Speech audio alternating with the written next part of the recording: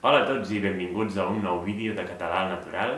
Avui tenim un vídeo una mica diferent, que és un preguntes i respostes. Us vaig demanar per Instagram que em féssiu preguntes, qualsevol cosa que volguéssiu saber sobre mi, i me n'heu fet unes quantes, i per tant, doncs, avui les respondré. I crec que està bé perquè últimament hi ha hagut molta gent nova al canal i per tant crec que està bé que em conegueu una mica més i a part, aprofitant que és Nadal, doncs també trobo que fer un vídeo així una mica més especial doncs també té gràcia. Bé, i la primera pregunta que m'heu fet és d'on ets? Si heu vist els vídeos em sembla que és bastant obvi que visc a Barcelona, però suposo que la pregunta anava més orientada a d'on soc d'origen, no? Suposo. També vaig néixer a Barcelona i he viscut a Barcelona tota la meva vida, excepte alguns períodes que he viscut a l'estranger. Ara, però, no estic a Barcelona, he vingut al poble de la meva família per celebrar les festes de Nadal. Pregunta número 2. Quina és la teva paraula preferida en català? La veritat és que hi he hagut de pensar una mica perquè en la teva llengua materna doncs, totes les paraules et semblen normals, no? No són paraules que hagis après, no? Que a vegades quan estudies una llengua estrangera aprens una paraula i et sembla molt curiosa o molt graciosa i per tant en la teva llengua materna totes et semblen més aviat normals.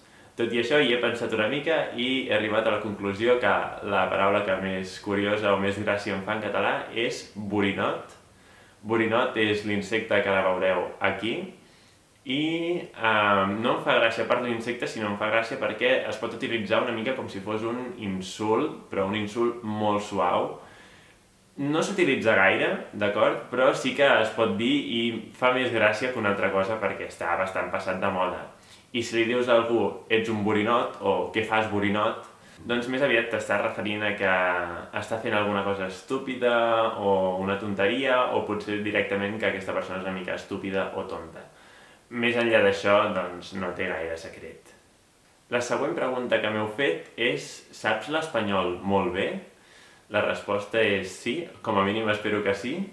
De fet, soc professor d'espanyol també, ara tinc un parell d'alumnes d'espanyol i, òbviament, el parlo amb una mica d'accent català, però a part d'això, en principi, podria dir que el parlo com un nadiu. La següent pregunta que m'heu fet, que va lligada amb l'anterior, és quines llengües parles?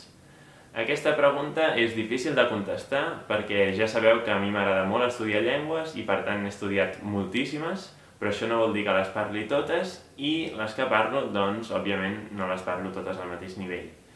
Així, per donar-vos una visió general, el català i el castellà els parlo a nivell nadiu, després l'anglès el parlo a un nivell alt o molt alt, diguéssim, soc professor d'anglès.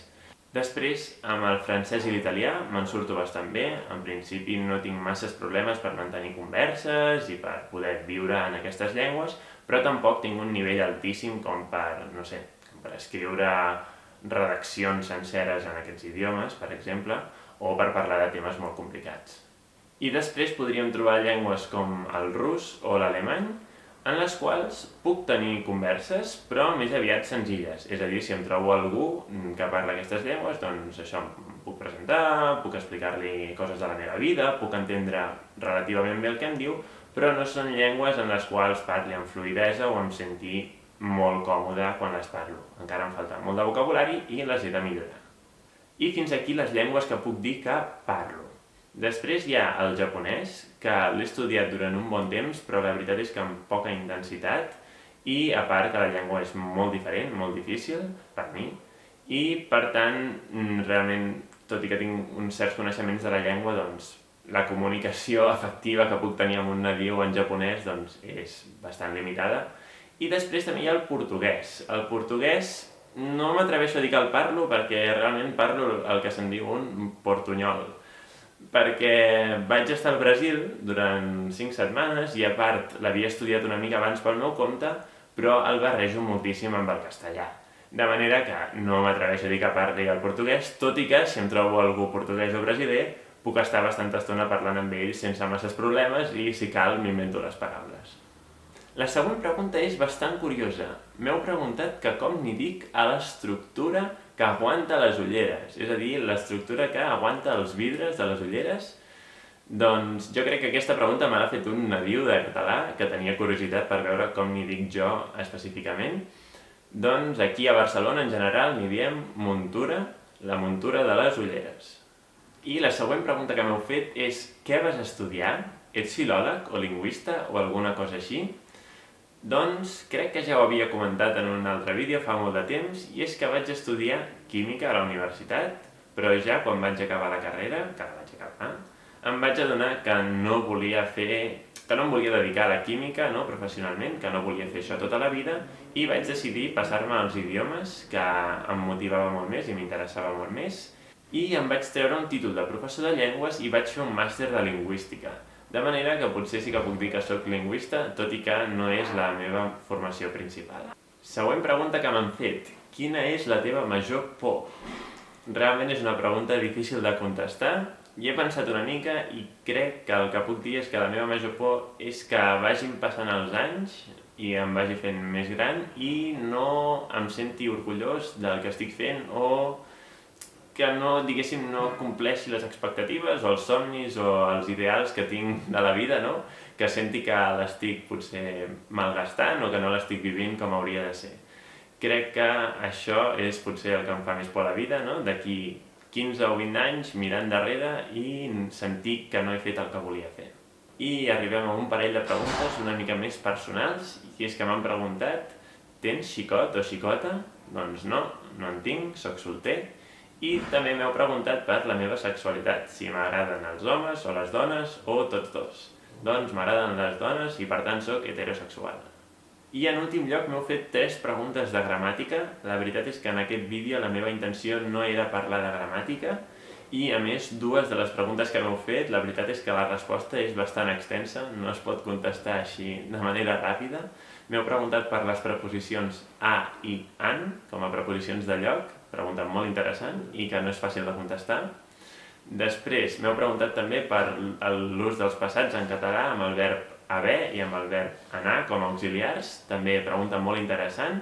I la que sí que puc respondre és per què a vegades es posa el participi en femení. L'exemple que m'heu donat és l'han investigada o l'han investigat. Doncs en aquests casos, on es substitueix el complement del verb per un pronom, es pot fer concordar amb el participi, però no és obligatori, de manera que tindríem les formes l'han investigat, l'han investigada, els han investigats, tot i que aquesta forma és molt estranya, crec que no la sentiríeu mai, i les han investigades. Això ja depèn del parlant, de qui ho estigui dient. En general, la gent és bastant mandrosa i ho deixa amb investigat, sigui la forma que sigui, però he de dir que queda més maco fer aquesta concordància de gènere i nombre. La veritat és que li dona més qualitat, no sé com dir-ho, li dona més presència a la frase que estàs dient. I pel que fa a les altres 2 preguntes de gramàtica, prometo contestar-les, però és que cada una pràcticament que es mereix un vídeo sencer, de manera que ara mateix en aquest vídeo no és possible contestar-les. I bé, amb això ha estat tot. Espero que aquest vídeo us hagi interessat, que m'hagi pogut conèixer una mica millor. Aquest vídeo l'estic gravant amb una cosa nova que he rebut ara com a regal de Nadal, que és el trípode per aguantar la càmera, que ara us el posaré en foto perquè el pugueu veure. I la veritat és que és molt pràctic perquè fins ara havia de fer equilibris amb llibres i altres coses per aconseguir que la càmera s'aguantés en la posició que volia. De manera que a partir d'ara em serà molt més fàcil gravar vídeos i no seran sempre des de la mateixa posició, ja que podré canviar més d'ubicació. I abans d'acabar el vídeo m'agradaria presentar-vos a la meva gata, que ha vingut aquí i es vol presentar. Hola, es diu Chiara. Hola, Chiara. I ha vingut aquí a saludar, segurament ara baixarà. Té un nom italià, li vaig posar així perquè estava estudiant italià quan la vam adoptar. I res, amb això és tot, em despedeixo, bon Nadal i bon any nou a tots, tot i que no sé quan pujaré aquest vídeo, i ens veiem a la propera. Apa! Ciao!